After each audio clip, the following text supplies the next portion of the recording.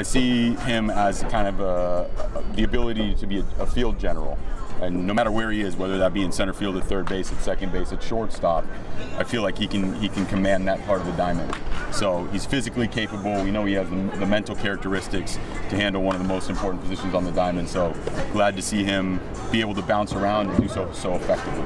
I think it speaks to the confidence we have in Scott. Like, I don't think there's anybody more capable of making difficult adjustments right now, despite the fact that he's young, despite the fact that he doesn't have that kind of experience. What he does have is a very slow and easy heartbeat. It's not to say that he doesn't get nervous like all of us, but I saw something similar in a guy like Corey Seager in Los Angeles, a guy like Derek Jeter in New York, where they're just the same every single day, no matter what situation you put them in. I'm not saying that Scotty is Corey. I'm not saying that Scotty is Derek Jeter. All I'm saying is that he has a really nice, even motor and a slow heartbeat that is capable of handling just about any situation.